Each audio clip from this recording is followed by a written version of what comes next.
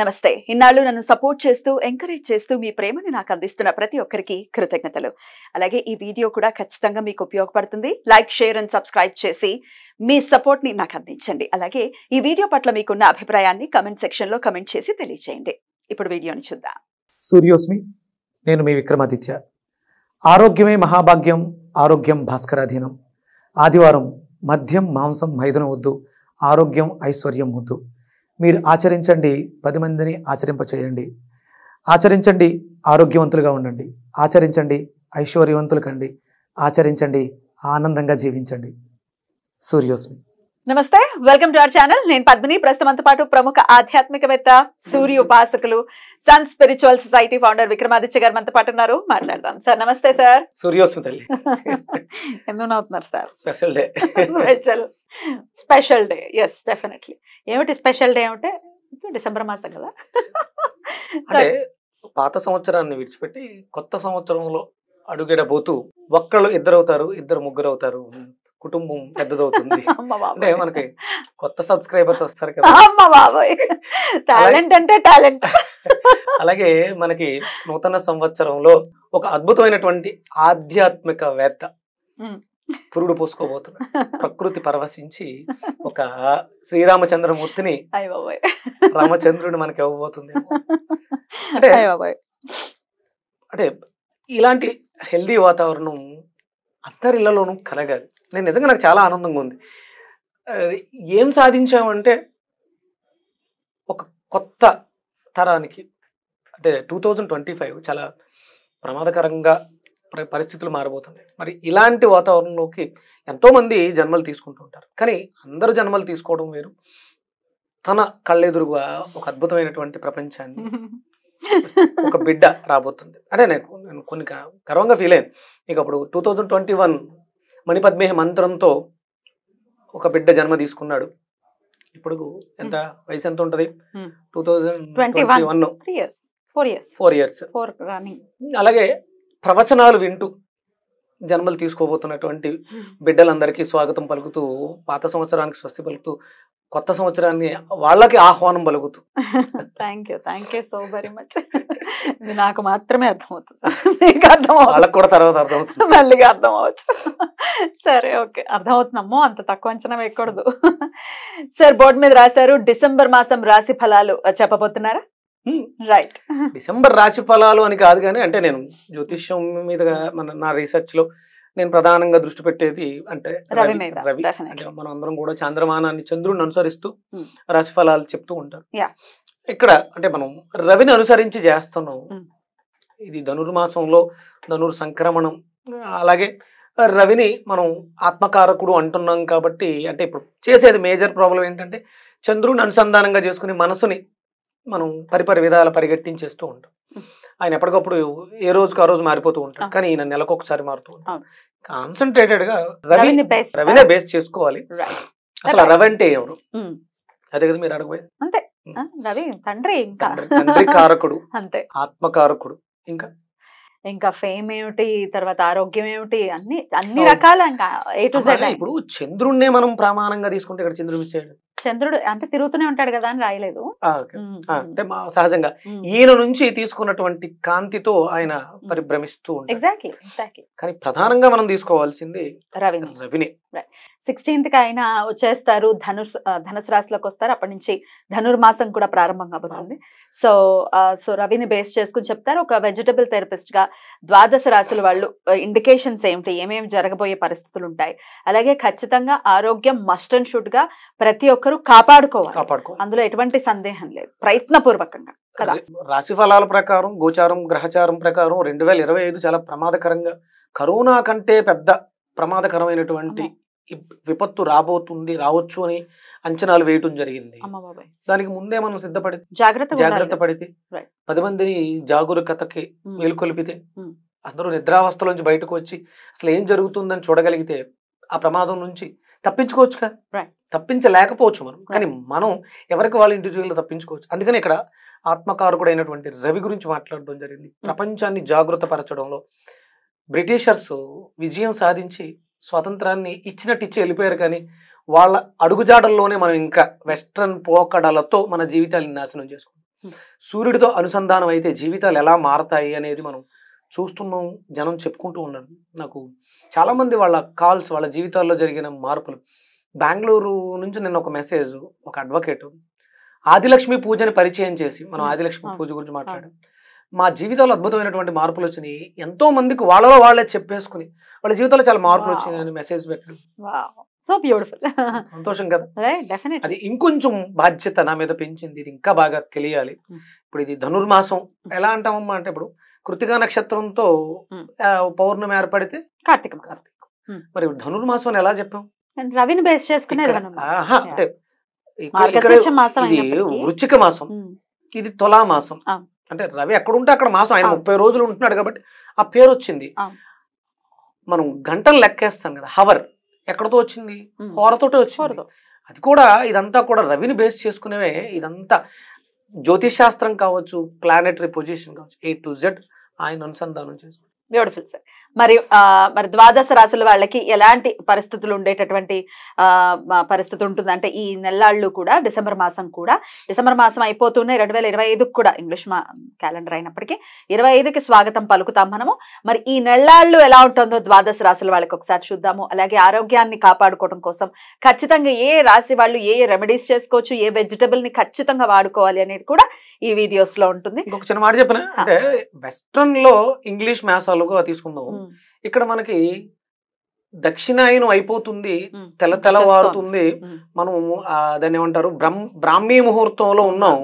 బ్రాహ్మీ ముహూర్తం నుంచి దేవతలు నిద్రలేస్తున్నారు.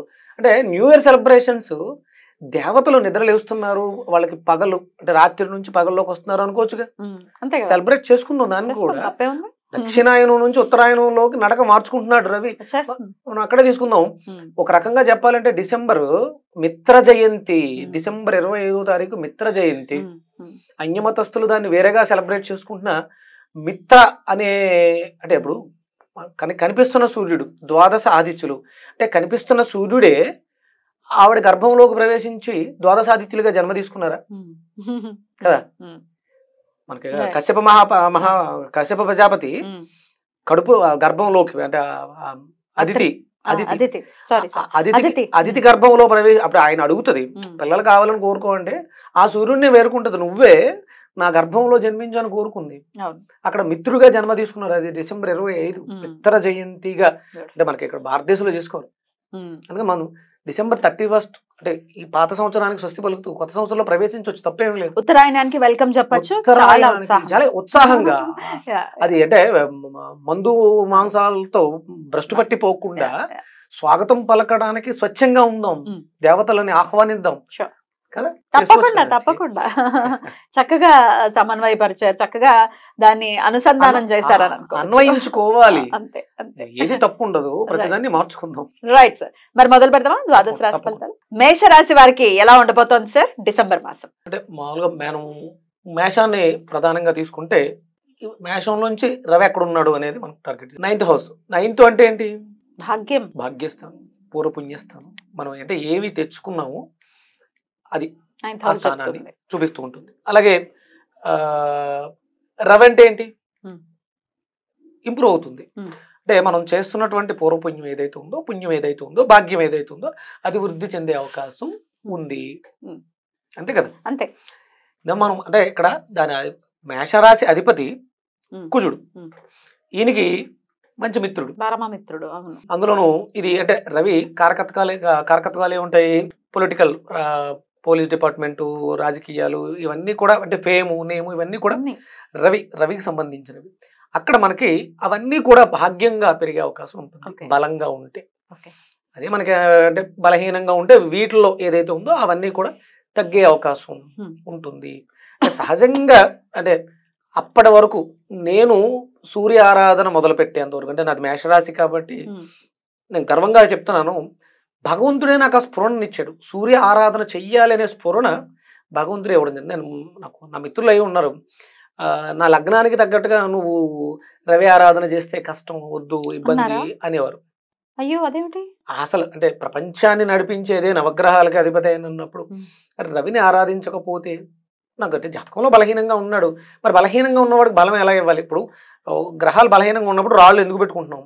దాంట్లో ఉన్నటువంటి ధాతు పుష్టి మనం పొందడం ద్వారా మరి దీన్ని మార్చాలంటే నాకు రాయి పెట్టకూడదు, అంటే రత్నానికి పెట్టుకోవడానికి కొన్ని ప్రమాణాలు తీసుకుంటాం. పంచమమా, లగ్నమా, భాగ్యమా, ఇలా ఆ స్థానాలు తీసుకుంటాం. మరి బలం ఇవ్వకూడదు, మరి ఏం చేయాలి అంటే ఆరాధనే చేయాలి. ఇంకా ఆరాధించడం ద్వారా కన్నా ఇంకేముంటది.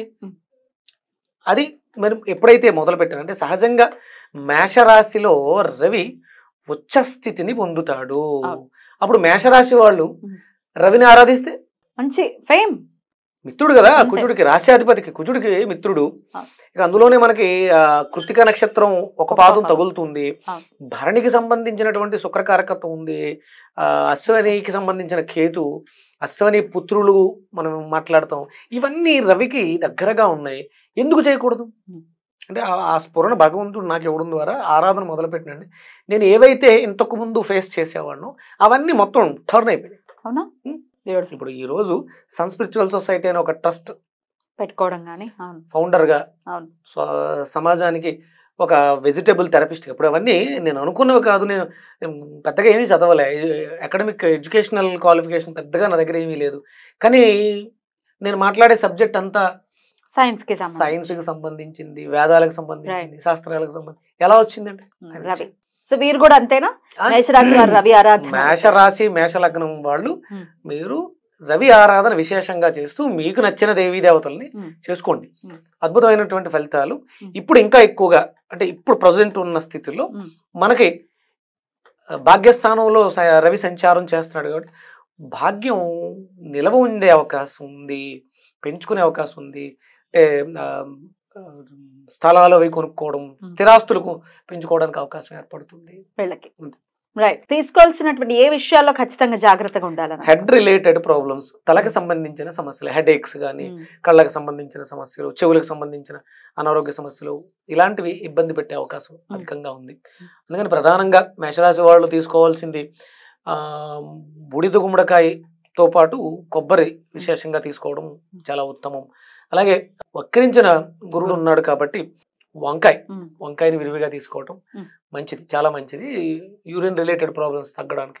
అంటే వీళ్ళకి ఫైర్ బ్రాండ్ ఇది మేషం అంటే. యూరిన్ సంబంధించిన సమస్యలు అవి ఇబ్బంది పెట్టే అవకాశం ఎక్కువ. అది చాలా విశేషమైనటువంటి ఫలితాన్ని ఇస్తుంది. మరి దేవత ఆరాధన ఏ నామంతో స్వామివారిని కొలుచుకోవచ్చు? ఏ దేవతను ఆరాధించమంటారు? సుబ్రహ్మణ్యేశ్వర స్వామి అంటే చాలా విశేషమైనటువంటి ఫలితాలు ఇస్తుంది. ఇక్కడ మేషరాశి వాళ్ళకి సుబ్రహ్మణ్యుడు ఆరాధన దైవం అంటే ఒక కేతువు కాబట్టి. అలాగే సూర్య ఆరాధన. రవికి కుజుడు అంటే చాలా ప్రీతి, అంటే ఉచ్చ స్థానాన్ని పొందుతున్నాడు కాబట్టి రవి ఆరాధనతో పాటు సుబ్రహ్మణ్యేశ్వర స్వామి ఆరాధన, అలాగే హనుమత్ ఉపాసన కూడా విశేష ఫలితాలను ఇస్తుంది. అశ్వని సూక్తం చదవడం ద్వారా ఇంకా ఎక్కువ మెరుగైన ఫలితాలను పొందడానికి అవకాశం ఏర్పడుతుంది. రవి నామం ఏ నామం చేయమంటారు? ఈ రవికి సంబంధించినటువంటి నామాల్లో భానవే నమః, ఓం హ్రాం హ్రీం హ్రూం హ్రైం హ్రౌం హ్రః భానవే నమః, ఈ నామాన్ని అనునిత్యం కూడా ఆరాధన చేసుకోవడం ద్వారా ఫలితాలు అద్భుతంగా ఉంటాయి.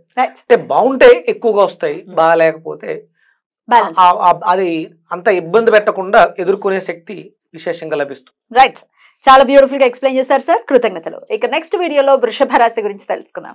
థ్యాంక్ యూ సార్, నమస్తే. సూర్యోస్మి.